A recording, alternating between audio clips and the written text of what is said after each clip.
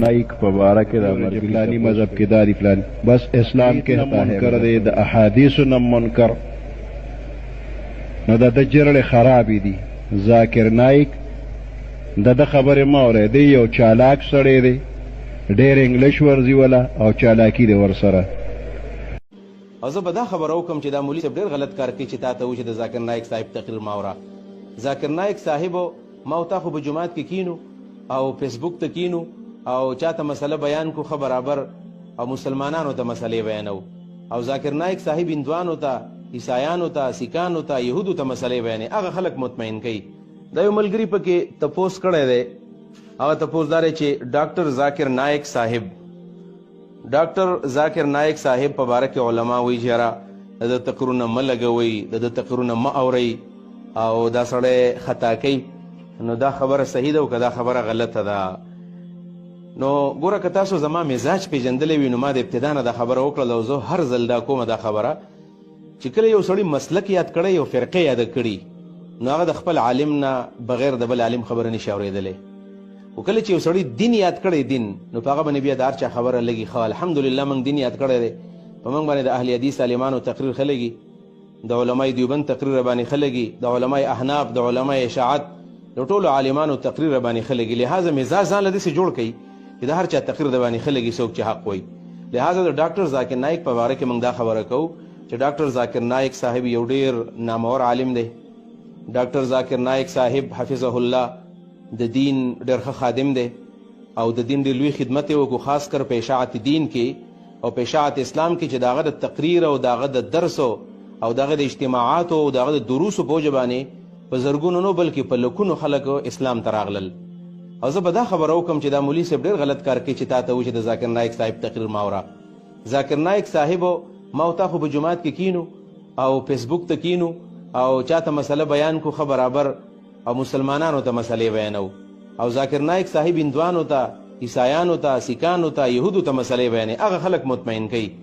او دغه خلکو اطمینان وکړي او هغه راشي او هغه مسلمان شي دا څومره لویه خبره ده زه به تا ته یو حدیث ویمه نبی علیه صلات وسلام د خیبر په غزا کې حضرت علی رضی الله عنه ته ویلي و که نه چې کله د خیبر د قلعه له ورځئ قلعه قموس له پته کوي د تورې د ګزار نه مخکې دعوت وله ورکه او ویل که بالفرض ستا په لاس باندې یو کس مسلمان شو نو ستا دپاره د سرو سروخانو نه بهتره خبره ده ورته ویل ان یهدي الله بک رجلا واحدا خیر لک من حمر النعم که ستا په لاس باندې الله تعالی یو کس له هدایت ورکو د ډېرو غټو غټو سرو سروخانو نه تعالی بهتره ده د ذاکر نایک صاحب په لاس باندې یو نو دوه نو په سوونو نو په زرګونو نو بلکې په لکونو خلک مسلمانان شو نو هغه خو تعالی خلک مسلمانان کوي زمونږ یو ډېر ناشنا مزاج د علماو جوړ شوی دی انبیا علیهم الصلوات والتسلیم الله را لیږلي د دې غرض دپاره چې خلک د بنده د عبادت نه وباسي او د الله په عبادت کې ورکي یعنی خلک د کوپر نه راوباسي اسلام ته یخرجوهم من الظلمات الى النور د کوپر نه سړی اسلام ته راولي د تیرو نه سړی رڼا ته راولي د انبیاو دعوت دا دی چې خلک جنتي کی خلک مسلمانان کی زمونږ علماو ټولو نو بعضې علماو دا کار شروع کړی دی چې موږ به سړی د اسلام نه وباسو څنګه پلانی کافر پلانی کافر پلانی کافر پلانی کافر پلانی مرتد پلانی مرتد پلانی مرتد بس دا مولوي صاحب ځان له یو گیت یاد کړی دی او ترانه یاده کړې ده د ځان نه بغیر د هر چا ور یره جي چې په اهل حدیث پسې مونږ څنګه دی مکروه تحریمي دی پسې همیشه د پر امام ما جوړوه یره جي په اشاعتي پسې مونږ څنګه دی پنځپيري پسې الکه مونږ پسې مکروه تحریمي دی مستقل امام به نه جوړه الکه په جماعت اسلامي والا پسې مونږ څنګه دی مکروه تحریمي دی او ګوره مستقل امام به نه جوړه الکه په تبلیغي پسې مونږ څنګه دی مکروه تحریمي دی او مستقل امام به نه جوړه نو په چا پسې مونږ صحیح شو الکه دیوبندي پسې مونږ کېږي که نه کېږي مونږ پسې مکروه تحریمي دی مستقل امام به نه جوړی اهل حدیث دې ته ویستو اشاعتي دې ته ویستو او پنجپیری دې ته ویستو جماعت اسلامي دې ته ویستو اشاعت دې ته ویستو تبلیغي دې ته ویستو څوک دې پکې پاتې کو لهذا مونږ په چا پسې کېږي دا ته خو ته ناشنا غوندې قصه دې یاده کړې ده ډاکټر ذاکر نایک صاحب باره کې هم دغه خبره من کوو هر عالم چې قرآن حدیث بیانوي الحمدلله موږ چا نه یېرېږو او چې کوم طرف ته ځي زما استاد به څوک دا تپوس نه کوي چې یاره ما ورته په دې خپله پارټۍ کې څومره خلک داخل کړل دا تپوس به رانه کوي چې څومره خلکو ته م دین وښودو څومره خلکو ته م دین وښودو او زما سره تقریر او د درس په وجه باندې څومره خلک جنت ته لاړل ذاکر نایک صاحب چونکې اهل حدیث دی نو که بالفرض کم خلک اهل حدیث نه او د هغه ورسره نه لګي نو دا غلط کار کوي زه اهل حدیث نه یم خو ذاکر نایک صاحب مې د زړه نه خوښ دی زه اهل حدیث نه یم خو د اهل حدیث عالمان مې ښه د زړه نه خوښ دي داسې قسمه زړه کې مینه پیدا کوي داسې ته مسله په دې کې نشته الحمدلله ذاکر نایک صاحب باره کې زموږ دغه رایې ده او زه به دا خبره وکړم چې دا مولوي صاحب ډېر غلط کار کوي چې تا ته وایي چې د ذاکر نایک صاحب تقریر ما اوره. ذاکر نایک صاحبو ما او تا خو په جومات کې کینو او فیسبوک ته کینو او چاته مسله بیان کو خو برابر او مسلمانانو ته مسلې بیانو او ذاکر نایک صاحب هندوانو ته عیسایانو ته سیکانو ته یهودو ته مسلې بیانې هغه خلک مطمئن کوي. دا یو ملګري پکې تپوس کړی دی هغه تپوس دا دی چې ډاکټر ذاکر نایک صاحب په باره کې علما وایي چې یاره د ده تقریرونه مه لګوئ د ده تقریرونه مه اورئ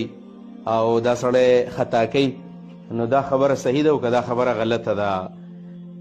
نو ګوره که تاسو زما مزاج پیژندلی وي نو ما د ابتدا نه دا خبره وکړله او زه هر ځل دا کومه دا خبره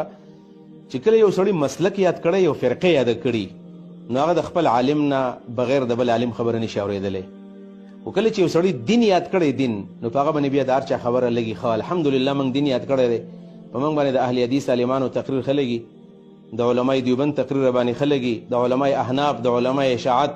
د ټولو عالمانو تقریر باندې ښه لګي. لهذا مزاج ځان له داسې جوړ کړئ چې د هر چا تقریر د باندې ښه لګي څوک چې حق وایي. لهذا د ډاکټر ذاکر نایک په باره کې موږ دا خبره کوو چې ډاکټر ذاکر نایک صاحب یو ډېر نامور عالم دی. ډاکټر ذاکر نایک صاحب حفظه الله د دین ډېر ښه خادم دی او د دین ډېر لوی خدمت یې وکړو خاص کر په اشاعت دین کې او په اشاعت اسلام کې چې د هغه د تقریر او د هغه د درسو او د هغه د اجتماعاتو او د هغه د دروسو په وجه باندې په زرګونو نو بلکې په لکونو خلک اسلام ته راغلل. او زه به دا خبره وکړم چې دا مولوي صاحب ډېر غلط کار کوي چې تا ته وایي چې د ذاکر نایک صاحب تقریر ما اوره. ذاکر نایک صاحبو ما او تا خو په جومات کې کینو او فیسبوک ته کینو او چاته مسله بیان کو خو برابر او مسلمانانو ته مسلې بیانو او ذاکر نایک صاحب هندوانو ته عیسایانو ته سیکانو ته یهودو ته مسلې بیانې هغه خلک مطمئن کوي او دغه خلکو اطمینان وکړي او هغه راشي او هغه مسلمان شي. دا څومره لویه خبره ده. زه به تا ته یو حدیث ویمه نبی علیه صلات وسلام د خیبر په غزا کې حضرت علی رضی الله عنه ته ویلي و که نه چې کله د خیبر د قلعه له ورځې قلعه قموس له فتح کوي د تورې د ګزار نه مخکې دعوت وله ورکه او ویل که بالفرض ستا په لاس باندې یو کس مسلمان شو داسې قسمه زړه کې مینه پیدا کوي داسې ته مسله په دې کې نشته. الحمدلله ذاکر نایک صاحب باره کې زموږ دغه رایې ده.